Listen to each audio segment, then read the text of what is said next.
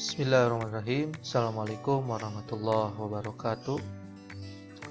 Baiklah anak-anakku, mari kita lanjutkan kembali materi selanjutnya tentang orang yang berutang atau orang yang berpiutang, orang yang berutang dan yang mengembalikan utang. Di dalam hadis Nabi tentang orang yang memberikan hutang dan peminjam, terdapat di dalam hadis riwayat Haris bin Abi Imamah. Yang kedua ada di hadis riwayat Ahmad dan Tirmizi. Kata Rasulullah, kullu qardin jarra manfa hatta fahuwa riba. Setiap piutang yang sengaja untuk mencari manfaat dari pembayarannya, maka dia termasuk ke dalam riba. Kemudian yang selanjutnya, orang yang mampu yang melalaikan kewajiban membayar utangnya adalah orang yang zalim. Hadis riwayat Ahmad dan Tirmizi. Jadi ketika kita mempunyai hutang kepada orang lain, segeralah kita untuk membayar hutangnya. Karena jikalau kita punya hutang, padahal rezekinya sudah dicukupkan oleh Allah untuk membayar hutang tersebut, sementara kita menunda-nundanya, maka itu termasuk ke dalam perbuatan yang zalim. Kemudian barang atau uang yang diutangkan atau dipinjamkan adalah milik sah dari yang meminjamkan. Jadi jangan sampai ketika kita meminjamkan uang atau meminjamkan barang, padahal si barang tersebut si uang pribadi. Nah, orang yang dihutangkannya pun tidak tahu seharusnya apa yang kita pinjamkan, hartanya atau uangnya itu adalah harus milik sah dari kita pribadi. Kemudian pengembalian lainnya. Jadi pengembalian utang itu harus sama persis. Misal si A itu memberikan utang kepada si B dengan uang 1 juta, maka si B wajib 1 juta. Tetapi jika ada orang yang meminjamkan 1 juta, kemudian si B dengan uang nominalnya lebih dari 1 juta, misalkan jadi 1.500.000 tanpa ada paksaan, maka itu adalah dianjurkan oleh Rasul sebagaimana hadis khiyarukum ahasinuan. Kata Rasul itu dengan lebih baik, artinya dia membayar utang dengan berlebih gitu ya, tetapi tidak dipaksa karena dia sendiri itu berlebih. Itu lebih bagus cara membayar utang dengan hal yang demikian. Baik anak-anakku, kita lanjut ke subbab yang selanjutnya. Subbab yang selanjutnya ini adalah kita berkaitan dengan yang namanya ijaroh. Nah, apa itu ijaroh? Ijaroh ini dalam bahasa ekonomi syariah. Nah, bahasa kitanya ijaroh ini adalah sewa atau upah atau jasa atau imbalan. Kemudian mazhab Syafi'i mendefinisikan ijaroh itu sebagai transaksi dengan imbalan tertentu. Jadi ketika kita ada persewaan mobil misalkan, nah itu termasuk ke dalam ijaroh atau jasa.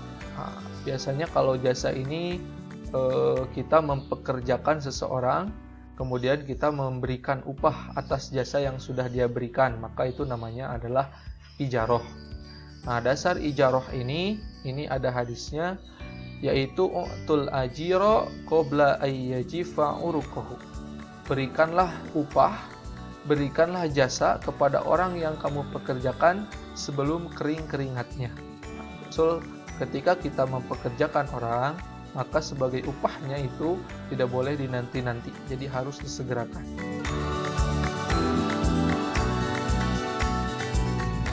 Nah, ini dasar hukumnya di dalam Al-Quran surat Az-Zukhruf ayat 32.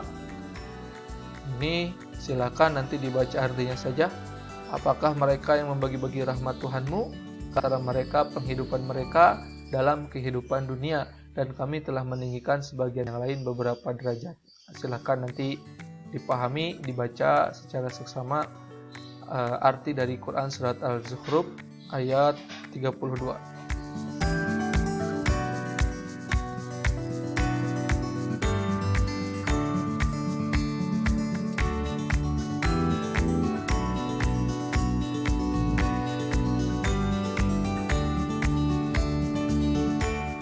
Beberapa dasar hukum dalam dalil-dalil ini bisa kalian lihat.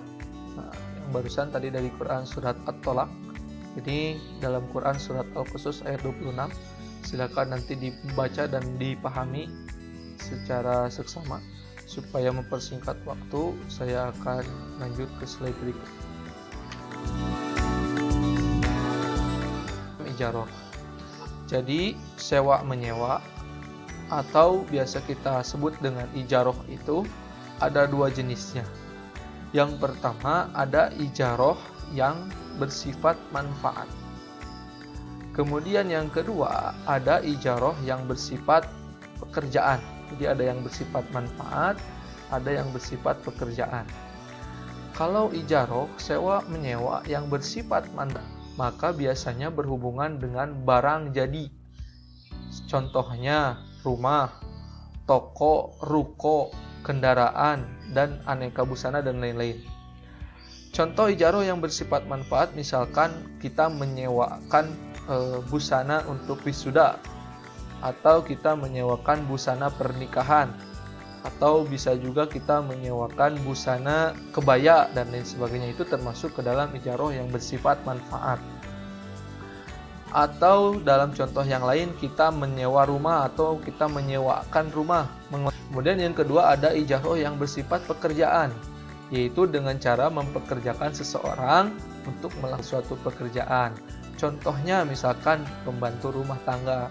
Misalkan di rumah ada orang yang bebersih di rumah kita, maka kita membayar atas jasa dan upahnya, maka itu termasuk ke dalam ijarah yang bersifat pekerjaan. Atau buruh bangunan, atau tukang jahit, dan lain sebagainya. Pokoknya ijarah yang bersifat pekerjaan ini adalah ijarah yang si orang tersebut adalah memiliki jasa. Kemudian yang selanjutnya adalah rukun dan syarat ijarah. Rukun dan syarat sewa menyewa adalah yang pertama orang yang berakad. Maka kerjakan seseorang, maka yang harus pertama kali kita lakukan adalah kita harus berakad dengan orang tersebut. Misalkan si orang tersebut mau menyewa, maka yang harus kita lakukan adalah kita berakad dulu. Cara akadnya sama seperti rukun jual beli, yaitu harus ada ijab dan kabul untuk menyewa rumah yang akan kita sewakan. Misalkan dalam contoh bahasanya adalah saya serahkan rumah untuk disewakan oleh Anda. Maka si orang yang menyewa dia mengucapkan qabul, saya terima rumah yang akan nanti saya sewa dengan peraturan berapa tahun atau Yang kedua, itu harus jelas sewa dan imbalannya. Maka ketika kita menyewa mobil, menyewa rumah, maka harus jelas dulu sewanya untuk tenggat waktu berapa bulan, untuk berapa tahun, kemudian imbalannya berapa, per bulannya berapa, per tahunnya berapa, itu harus jelas dan harus dimasukkan ke dalam akad. Gitu. Jadi sewa dan imbalan itu harus tercantum di dalam akad. 3.